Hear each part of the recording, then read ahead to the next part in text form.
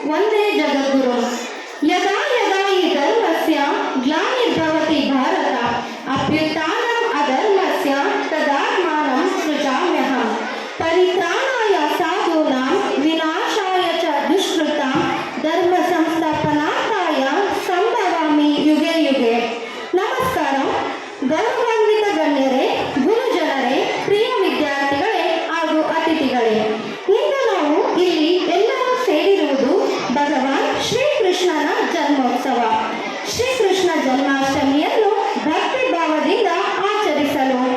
ದ್ವಾಪರ ಯುಗದಲ್ಲಿ ಭೂಲೋಕವನ್ನು ಧರ್ಮ, ಸತ್ಯ ಮತ್ತು ಶಾಂತಿಯ ಮಾರ್ಗಕ್ಕೆ ಕರೆತರುವ ಸಲುವಾಗಿ ವಿಷ್ಣುವಿನ 8ನೇ ಅವತಾರವಾಗಿ ಶ್ರೀಕೃಷ್ಣರು ಕಂಸನ ಕಾರಾಗೃಹದಲ್ಲಿ ಜನಿಸಿದರು.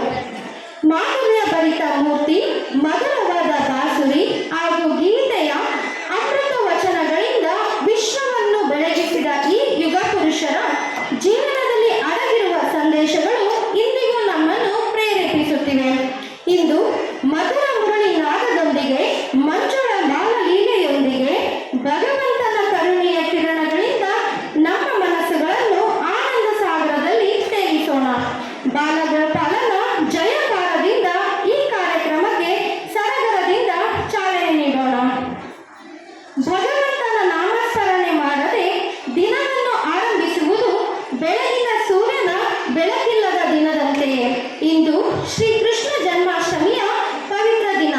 ಮುರಳಿಗಾನ, ಮಧುರಗಾನ ಮತ್ತು ಲೀಲಾಮಯ ಜೀವನವನ್ನು ನೆನೆದು ನಾವು ಭಕ್ತಿಯಿಂದ ಮನದ ಬಾಗಿಲನ್ನು ತೆರೆದು ಹೃದಯವನ್ನು ಶುದ್ಧಗೊಳಿಸಿ ಮಕ್ಕಳಂತಿರುವ ನಿರ್ಲೋಭ ಭಾವದಿಂದ ನಮ್ಮ ನಂದಗೋಪಾಲನ ಸ್ಮರಣೆಯಲ್ಲಿ ಪ್ರಾರ್ಥನೆ ಆರಂಭಿಸೋಣ. ಈಗ ಪ್ರಾರ್ಥನೆಯನ್ನು ನಡೆಸಿಕೊಡಲು ವೇದಿಕೆಗೆ ಬರಮಾಡಿಕೊಳ್ಳೋಣ ಶ್ರೀಮತಿ ಅನ್ನಪೂರ್ಣ